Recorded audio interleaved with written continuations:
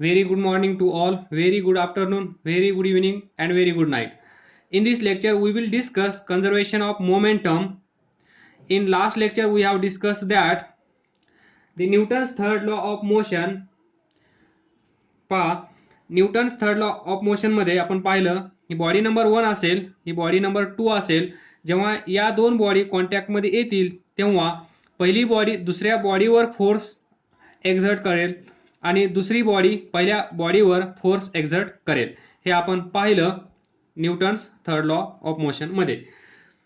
आणि ते स्टेटमेंट होतं, to every action there is an equal and opposite reaction. In this lecture, we will discuss conservation of momentum. Before this, we know that what is momentum. What is momentum? Momentum P is equal to mv, mass times velocity. म्हणजे ही body असेल, या बॉडीचं मास m असेल, या बॉडीवर force F apply केला गेला असेल तर या बॉडीचा काहीतरी स्पीड असेल.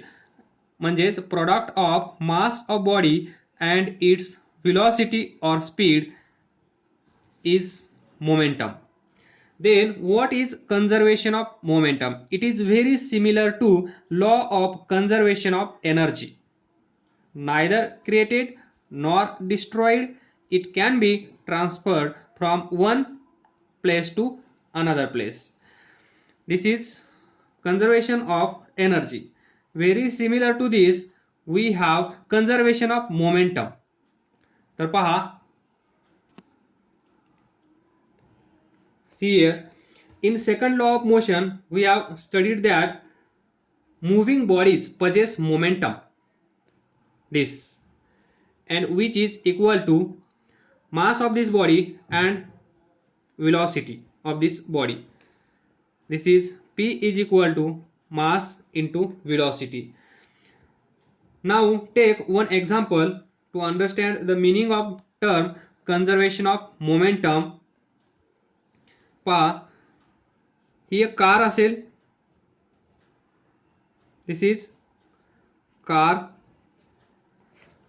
या रोडवरून ती इकडे जात आहे. Car, fast moving car, fast moving car. याला ट्रक कन्सिडर करा. परत आपल्याला पुढे कार घ्यायची आहे कारण ट्रक आणि कारच्या मासमध्ये खूप डिफरन्स असतो त्यामुळे. तर आता इथे ट्रक काढावी लागेल. सोडा, this is car. Hits stationary another car.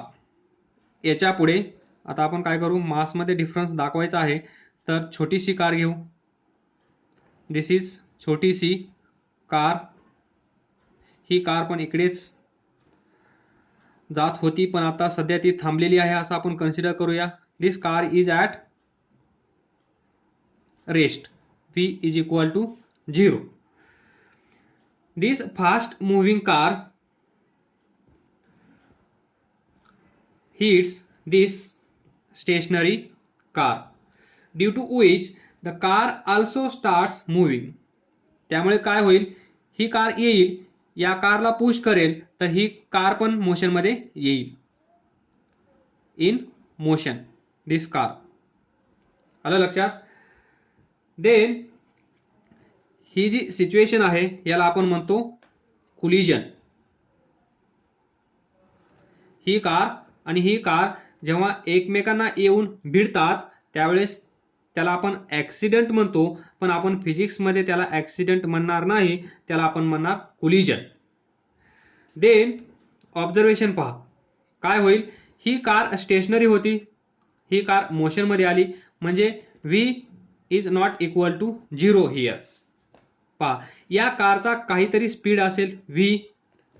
तर ज्यावेळेस ही कार येऊन या कारला स्ट्राईक करेल, कोलाइड करेल, त्यावेळेस हा स्पीड काय होईल, speed of first car will be reduce. आलं लक्षात? ही कार इथे येऊन स्ट्राईक झाल्यानंतर या कारचा स्पीड कमी होईल. मान्य आहे?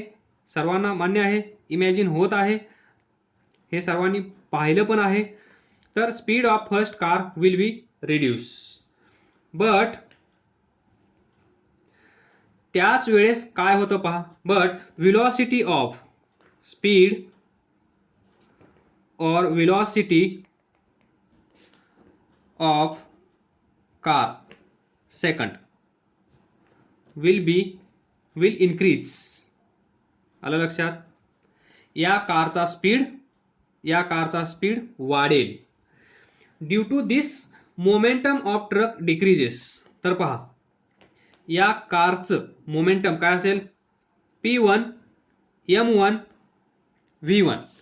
या कारचं मोमेंटम P2 काय असेल? M2 V2. सुरुवातीला ही कार स्टेशनरी होती म्हणजे V2 0, तर P2 काय असेल? P2 पण 0 असेल. इथे पहा, सुरुवातीला या कारचा स्पीड V होता म्हणजे या कारचं मोमेंटम काय असेल? M1 V. या कारचा स्पीड V असेल तर या कारचं मोमेंटम काय असेल? M1 V. तर पहा, due to this the momentum of car decreases. Momentum of this car decreases. कस काय? तर पहा, या कारचा स्पीड काय होत आहे? Speed of first car will be reduce decrease. या कारचा स्पीड डिक्रीज झाला असेल तर V डिक्रीज झाल्यानंतर P काय होईल? डिक्रीज. म्हणजेच momentum of this car will be momentum of car 1 will be decrease. त्याच वेळेस and momentum of car 2 will be increase. पहा, लक्ष द्या, प्रत्येक शब्दाकडे लक्ष द्या. या कारचा स्पीड डिक्रीज झाला म्हणजेच मोमेंटम डिक्रीज होणार. By this law P is equal to MV. V decrease झाला तर मोमेंटम डिक्रीज. या कारचा स्पीड इन्क्रीज झाला तर मोमेंटम या कारचं इन्क्रीज होणार. म्हणून आपण म्हणू शकलो momentum of car 1 will be decrease and momentum of car 2 will be increase. Then असं दिसून आलं की या सिच्युएशन नंतर there is increase in momentum of this car whereas decrease in momentum of this car. या कारचं मोमेंटम इन्क्रीज होत आहे, या कारचं मोमेंटम डिक्रीज होत आहे. म्हणजेच एनर्जी ट्रान्सफर होत आहे हे तुमच्या लक्षात आलं असेल. That is it has been found that the increase in momentum of car is equal to decrease in momentum of this car 1, so that there is no loss in this there is no loss of momentum loss झालेलं नाहीये, ते एका car कडून दुसऱ्या car कडे transfer झालं आहे. त्यालाच आपण असं म्हणू शकतो मोमेंटम. लक्षात ठेवा, हा टॉपिक खूप महत्वाचा आहे. Momentum lost by car 1 is equal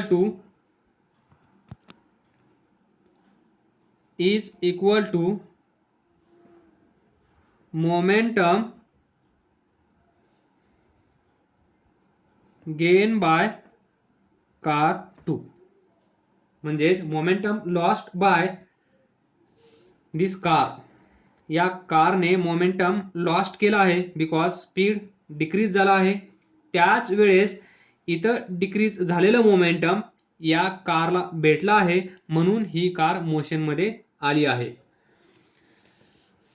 हे जे डिस्कशन आहे यालाच आपण म्हणतो कन्झर्वेशन ऑफ मोमेंटम. म्हणजे मोमेंटम लॉस झालं नाही, या कारचा स्पीड कमी झाला म्हणजेच या कारचं मोमेंटम कमी झालं, पण मोमेंटम कमी झालं याचा अर्थ असा होत नाही की मोमेंटम लॉस्ट झालं. मोमेंटम या कारचं लॉस झालं पण तेच मोमेंटम इथे दिसत आहे.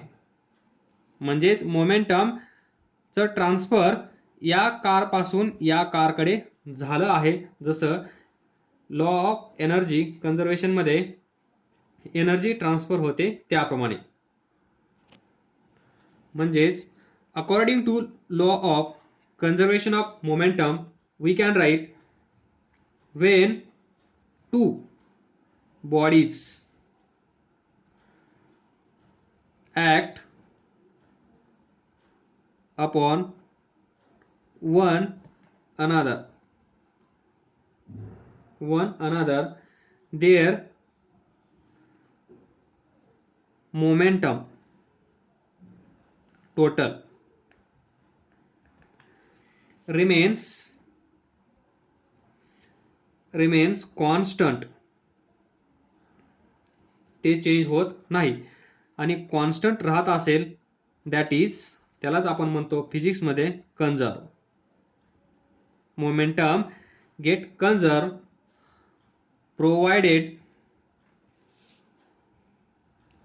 provided that no external, लक्षात ठेवा, no external force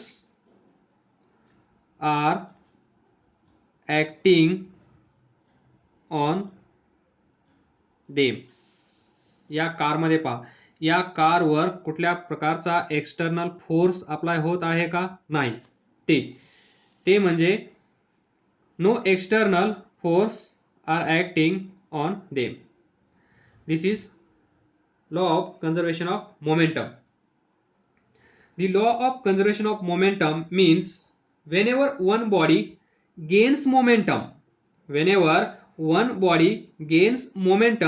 then some other body must lose an equal amount of momentum. इथे पहा, ज्यावेळेस या कारने मोमेंटम गेन केलं, या कारचं मोमेंटम इन्क्रीज झालं, त्याच वेळेस या कारचं मोमेंटम डिक्रीज झालं आहे. दॅट इज, आणि ते कसं असेल? Equal amount of momentum. Then momentum is never created or destroyed. म्हणजेच मोमेंटम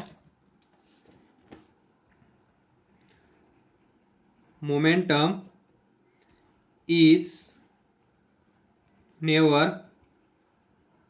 created or destroyed. लक्षात ठेवा,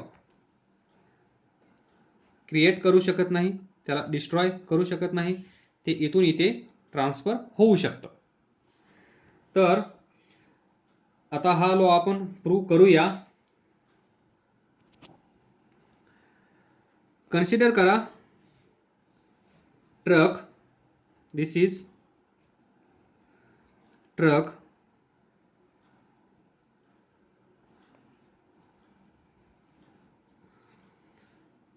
त्याच्या पुढे असेल छोटीशी कार. ही ट्रक इकडे जात आहे, इनिशियल स्पीड u1. ही कार इकडे जात आहे, initial speed u2. ट्रकचं mass m1, कारचं मास m2. Truck, this is car. तर पहा, ट्रकचा मास माहित आहे, ट्रकचा स्पीड माहित आहे, तर मोमेंटम काय असेल? Momentum of truck m1 u1. त्याचप्रमाणे मोमेंटम ऑफ कार काय असेल m2 u2. तर पहा ट्रक पण इकडे जात आहे, कार पण इकडे जात आहे. तर इनिशियल मोमेंटम टोटल किती असेल m1 u1 plus m2 u2. लक्षात ठेवा. आलं लक्षात. Truck car system. ट्रकचं मास m1, ट्रकचा स्पीड u1. तर या ट्रककडे किती मोमेंटम असेल initial momentum m1 u1 mass times velocity. कारकडे किती मोमेंटम असेल mass times velocity m2 u2 m2 u2. So initial total momentum is m1 u1 plus m2 u2. Now consider collision between these two. collision झाल्यानंतर काय होईल. This is before collision. This is after collision. तर पहा this is truck,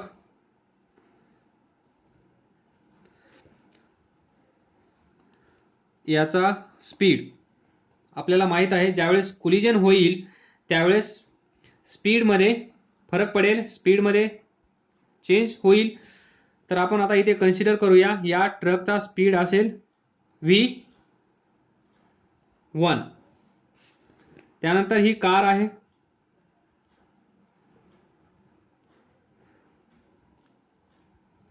या कारचा speed consider करा v2.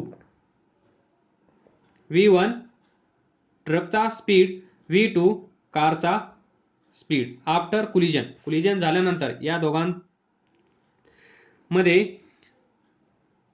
Accident झाल्यानंतर असं आपण म्हणू शकतो here collision.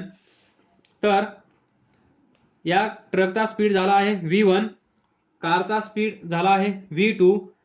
Then we can write final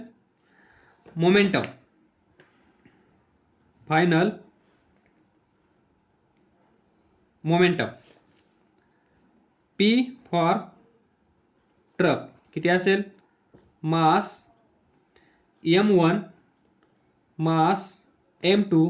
so m1 v1 ट्रकसाठी, P car m2 v2. After collision total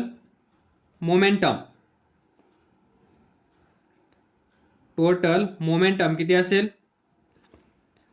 m1 v1 plus m2 v2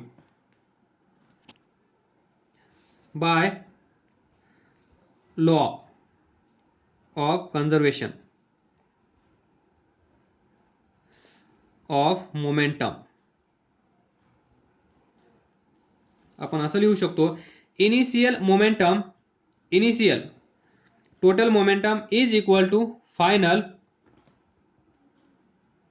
total momentum. कारण मोमेंटम क्रिएट करता येत नाही आणि ते डिस्ट्रॉय पण करता येत नाही. ते कधी कसं असेल कॉन्स्टंट, हे आपण पाहिलं आहे थोड्या वेळापूर्वी. त्यानुसार आपण असं लिहू शकतो हा जो सिस्टम आहे इथे जे मोमेंटम असेल ते मोमेंटम इथे असलंच पाहिजे आणि इट शुड बी इक्वल. तर पहा m1 u1 plus m2 u2 is equal to m1 v1 plus m2 v2. हे तुम्हाला पाठ करायचं आहे, पाठ करून ठेवा. याच्यावरचे आपल्याला प्रॉब्लेम्स सॉल्व करायचे आहेत. हे इक्वेशन आता आपण डिराईव्ह करणार आहोत. तर पहा इथे ही ट्रक या कारवर येऊन स्ट्राईक झाल्यानंतर म्हणजेच होत असताना ही ट्रक या कारवर काय करत असेल, फोर्स एक्झर्ट करत असेल. This is F1. त्याच वेळेस by Newton's third law of motion ही कार या ट्रकवर अपोजिट डायरेक्शन मध्ये रिॲक्शन, हा ॲक्शन फोर्स तर हा रिॲक्शन फोर्स तो असेल F2. अलग का लक्षात? By Newton's third law of motion ज्यावेळेस या ट्रकचं आणि या कारचं कोलिजन होतं त्यावेळेस ही ट्रक या कारवर फोर्स एक्झर्ट करत असेल आणि त्याच वेळेस ही कार या ट्रकवर अपोजिट डायरेक्शन मध्ये फोर्स एक्झर्ट करत असेल. समजा ही ट्रक या कारवर F1 फोर्स एक्झर्ट करत आहे, ही कार या ट्रकवर F2 फोर्स एक्झर्ट करत आहे. तर आपल्याला माहित आहे by Newton's third law of motion कशा असतात हे forces, equal. F1 is equal to F2 but in opposite direction. Opposite direction दाखवण्यासाठी आपण कशाचा यूज करतो, मायनस साइनचा. This is Newton third law of motion. त्याचा यूज करून आपण कन्झर्वेशन ऑफ मोमेंटम हे इक्वेशन डिराईव्ह करणार आहोत. तर पहा, सुरुवातीला पहिली केस कन्सिडर करा ज्यावेळेस ही ट्रक या कारला स्ट्राईक करत असेल, म्हणजेच ज्यावेळेस कोलिजन होत असेल त्यावेळेस F1 फोर्स या कारवर एक्झर्ट केला गेला असेल. तर फोर्स अप्लाय केल्यानंतर तुम्हाला माहित आहे ही कार ॲक्सेलरेट होईल. आलं लक्षात? तर वेन, पहिली case, when the force F1 of truck acts on car for time t, त्यावेळेस काहीतरी वेळ असेल, काहीतरी वेळ लागेल त्या कोलिजनला, तो टाइम म्हणजे t. Then velocity, then the velocity of car सांगा काय होईल, चेंजेस फ्रॉम, पहा इथे बिफोर कोलिजन स्पीड किती होता, u2. आफ्टर कोलिजन म्हणजे याच्यावर फोर्स ऍक्ट झाल्यानंतर त्या कारचा स्पीड किती आहे, v2. सुरुवातीला u2 म्हणजेच velocity of car changes from u2 to v2. तर पहा, due to this force F1 there is acceleration produce in this car. आणि आपल्याला माहित आहे ॲक्सेलरेशन किती असतं, A is equal to final speed minus initial speed divided by time taken. जर तुम्हाला ॲक्सेलरेशन माहित असेल तर हा फोर्स फाइंड करता येईल. So therefore F1 is equal to कारचं मास किती आहे, m2. ज्या बॉडीचं ॲक्सेलरेशन आपण कन्सिडर करत आहोत त्याच बॉडीचं मास आपल्याला कन्सिडर करावं लागेल. सो इथे कार आहे, कारचं ॲक्सेलरेशन आपण फाइंड केलं आहे, म्हणजे या कारवर किती फोर्स म्हणजे F1 फाइंड करण्यासाठी आपल्याला m2 कन्सिडर करावं लागेल. So m2 into acceleration this. So m2 v2 minus u2 divided by t. Equation number 1 very similar to this by third law of motion. त्याच वेळेस ही कार या ट्रकवर F2 फोर्स एक्झर्ट करत आहे. किती, F2. Newton's third law of motion. F1 is equal to F2. To every action there is equal and opposite reaction. Equal म्हणजे F1 is equal to F2, equal and opposite म्हणजे minus. तर ही car या ट्रकवर F2 force exert करत असेल त्यामुळे या ट्रकचा स्पीड चेंज होत असेल. या ट्रकचा स्पीड सुरुवातीला u1 आहे, नंतर या ट्रकचा स्पीड v1 झाला आहे आफ्टर कोलिजन. बिफोर कोलिजन या ट्रकचा स्पीड u1 आहे, आफ्टर कोलिजन या ट्रकचा स्पीड v1 आहे. म्हणजे there is change in speed, there is change in speed, आणि त्याच्यासाठी काहीतरी टाइम लागला असेल, तो t आपण कन्सिडर केला आहे. तर आपण ॲक्सलरेशन फाइंड करू शकतो. आणि जर आपल्याला ॲक्सलरेशन माहीत झालं तर आपल्याला हा F2 फाइंड करता येईल. तर पहा, very similar to this, when the force, copy, force F2 of car, इथे ट्रक आहे, इथे कार असेल, force F2 of car act on truck. आलं लक्षात? Force F2 of car act on truck, ट्रकवर F2 फोर्स एक्झर्ट होत आहे for time t. then the velocity of truck, त्या ट्रकचा स्पीड चेंज होईल. velocity of truck changes from u1 to v1, initial u1 final v1. तर आपण acceleration find करू शकतो. किती असेल? Final v1 minus initial u1 divided by time taken.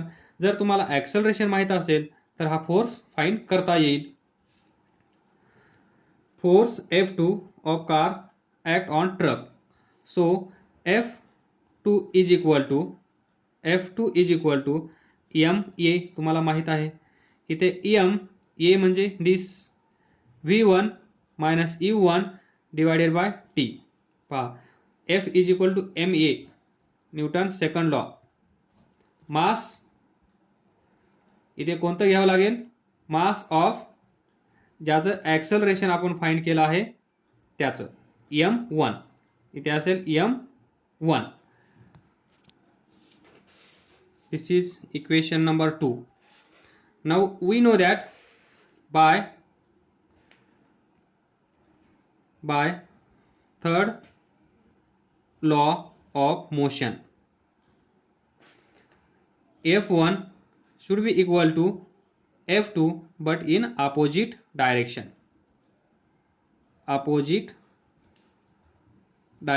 तर पहा, F1 किती आहे? This m2 v2 minus u2 divided by t is equal to minus F2 किती आहे? m1 v1 minus u1 divided by t. तर पहा, t इथे आहे, कॅन्सल. m2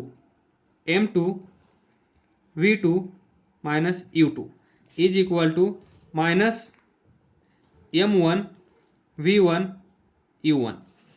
तर हा मायनस कॅन्सल करूया आपण, ब्रॅकेट सॉल्व करा. Minus m1 v1 minus minus plus m1 u1 या साईडला, m2 v2, त्यानंतर m2 मायनस m2 u2. थोडं याला मॉडिफाय करूया. मायनस इकडे घेऊन जाऊ, हा मायनस इकडे घेऊन जाऊ. तर पहा, m1 v1 मायनस आहे, इकडे आल्यानंतर प्लस होईल, हा इकडचा plus m2 v2 is equal to हा m1 u1 प्लस हा m2 u2. तर पहा, m1 v1 पहा, सुरुवातीला आपण डिस्कस केलं होतं m1 v1 plus m2 v2. What is this? Final total momentum. पहा इथे M1 V1 plus M2 V2 तेच आहे M1 V1 plus M2 V2 momentum. Then इथे पहा M1 U1 plus M2 U2 initial momentum. इथे पहा M1 U1 plus M2 U2 आलं लक्षात. म्हणजे final momentum is equal to initial momentum. हे इक्वेशन पहा, वी गेट सेम हे this equations M1 U1 plus M2 U2 is equal to M1 V1 plus M2 V2 तेच equation आपल्याला भेटलं आहे. And this is we can write this is initial total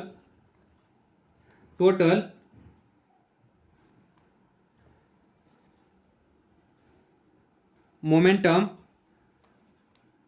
before collision or initial is equal to this total momentum after collision. हे लक्षात ठेवा. हे equation भरपूर वेळा आपल्याला यूज करायचं आहे प्रॉब्लेम सॉल्व करत असताना. This is more about conservation of momentum. काय समजलं नसेल, कुठली स्टेप समजली नसेल तर सांगत राहा, अभ्यास करत राहा, पुढे जात राहा. All the best. थँक्यू.